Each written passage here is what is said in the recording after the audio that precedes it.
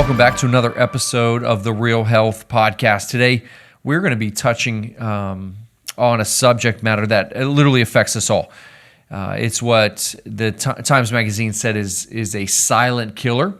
And when we look at virtually all chronic disease, this is a root issue associated with them all. And if we were able to get ahead of it and manage it well, then we can live a really long, healthy life. So what is it? What am I speaking on? Well, it's inflammation. Inflammation at the core is a driver virtually of all chronic disease.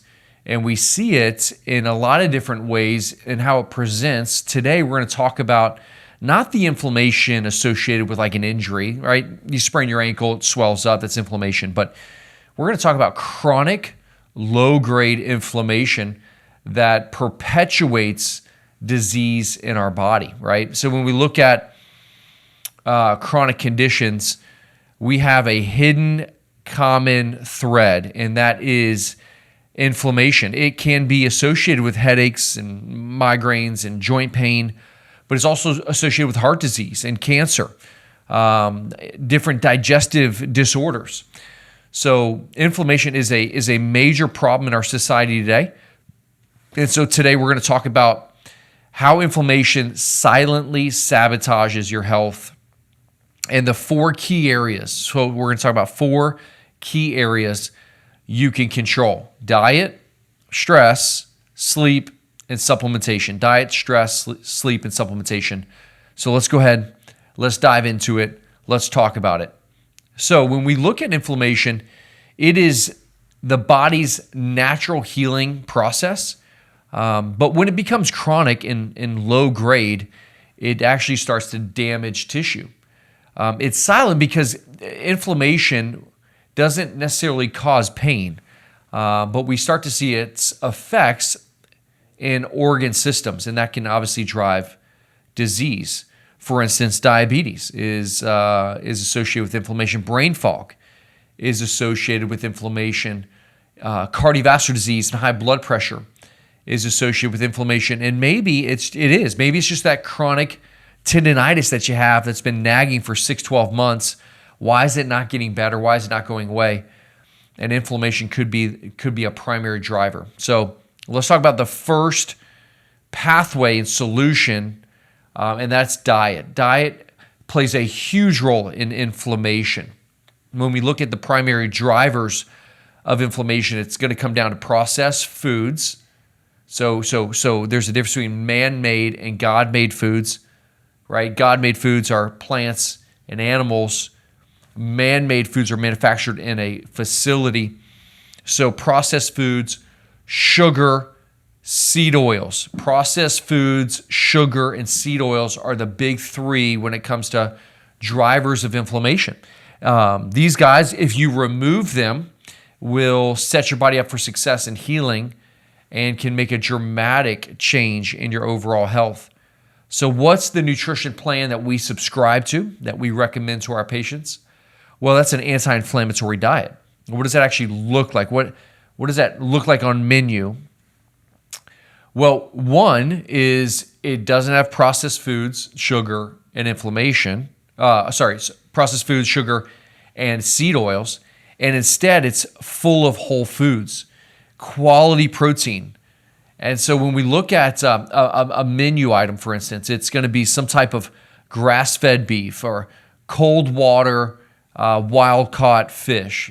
It's going to be eggs. It's going to be a protein that's well raised, okay, so grass-fed or wild-caught, and it's going to be a source of healthy protein and healthy fats. You get a lot of beneficial fat from grass-fed meats and obviously cold water fish. And then another component is whole foods coming from fruits and vegetables. So when we look at our nutrient density, we're going to get that mainly from vegetables and fruits where we get a lot of vitamins and minerals. So darker green leafy vegetables, berries and apples, and just quality carbohydrates coming from fruits and vegetables. And then nuts and seeds. Nuts and seeds are a great source of healthy fats as well as minerals. And when we look at our proteins, fats, and carbohydrates coming from a whole food-based diet that's rich in color, a lot of diversity, then that's going to help support our body. So what's not ideal? What sources of food are not ideal? Well, when it comes to nutrition, any type of grain-fed, conventionally raised animal product is not going to be great for you. Any farm-raised fish is not going to be great for you. When it comes to grains like pastas and breads and cereals, right? Those are very inflammatory to our bodies typically. So when looking at a nutritional plate, making sure it's quality, it's diverse, and it's full of color, right? Protein, fat, and healthy fiber. We have a guide on our website at realhealthco.com, realhealthco.com, and you can download actually our anti-inflammatory diet, which will tell you exactly the foods to eat and foods to stay away from. But nutrition is foundational when trying to control inflammation. One of the things I recommend is even avoiding the top food allergens like dairy or gluten. And sometimes even eggs can be inflammatory to the body if our immune system's reacting to them. So check out the anti-inflammatory diet on our website so you can learn a little bit more about how nutrition plays a huge role, okay? Number 2, did you know that stress plays a massive role with inflammation? Cortisol is a stress hormone, and it keeps the body in a state of fight or flight. And by doing so, it raises inflammatory, what we call cytokines, which are chemicals that increase inflammation. So how do we combat stress, right? So adaptogenic herbs are great. Ashwagandha, deep breath work. So deep breathing or box breathing, prayer, meditation, and even exercise. Exercise shows obviously its effects where it does slightly increase inflammation, but the rebound effect is that it perpetuates a very strong anti-inflammatory system. So even when people are not feeling well, just getting out, moving and walking, and actually a low to moderate exercise can help you and your body heal faster. When we look at stress, perpetual chronic stress, it is a major factor with inflammation. So making sure that you are supporting your stress levels by making necessary changes in your schedule, and it may be seasonal. You can't make those changes, it's okay. In that season, you can make sure you're doing, diaphragmatic breathing, or, making you're doing cold plunges or even sauna to reduce the stress load on the body.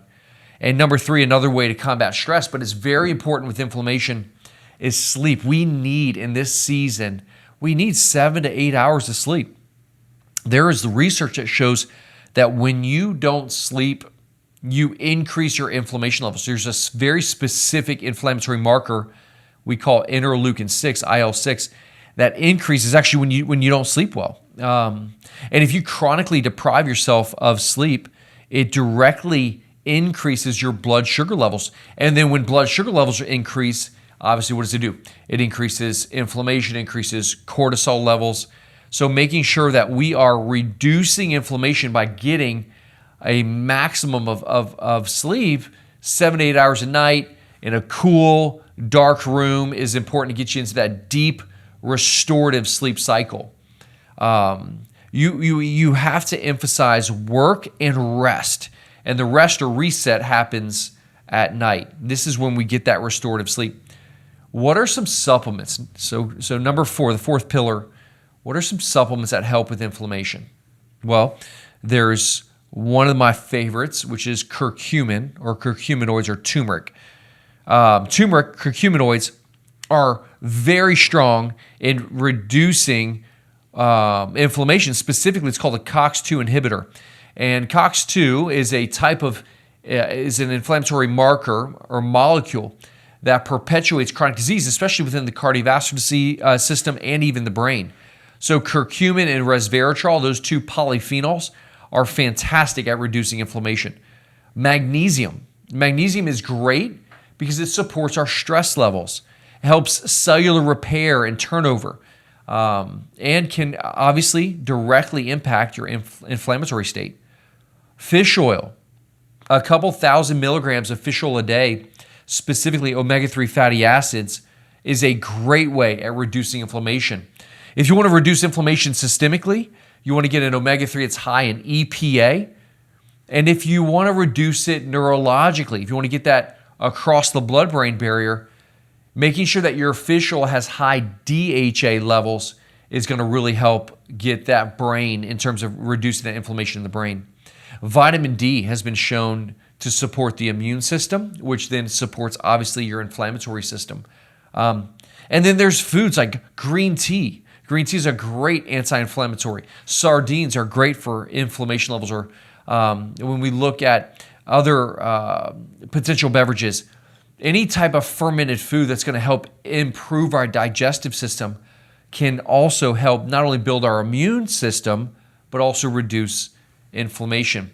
When we look at inflammation, it is the root cause of virtually all chronic disease. If we were to make nutrition changes, reduce our stress levels, increase our sleep, and supplement properly, we can get a hold of our inflammation levels. And when we do, not only do our joints feel better, our body feel better, but obviously our risk for disease significantly reduces. If you're kind of in a season where you really want to kind of chip away at this inflammatory issue, another thought is making sure that you are increasing your collagen levels. Collagen is a great way to repair tissue that's been damaged. So you can reduce inflammation all you want, but making sure you're supporting it, right? Supporting your body's healing response or healing process with amino acids, specifically collagen, can help tremendously with tissue repair. Where do you get collagen? Well, you get it from protein, right? You get it from eggs, from salmon, from fish, from beef. Or you can obviously supplement with it in a powder form. If you are ready to make a dent in this inflammatory issue, I really do encourage, go ahead and get that guide. Go to ruralhealthco.com, download that guide, and that's going to really help you learn more about the foods that are most inflammatory to the body. And make sure that you're working with a practitioner to help you understand maybe inflammation could be coming from foods that you're reacting to that you didn't know about. Maybe it's coming from genetic variants that you have. And so, the general recommendation I'm giving you is going to help most people. But, there are situations where you have to dive a little deeper and you have to test and you have to kind of dig in and figure out where inflammation may be coming in your life.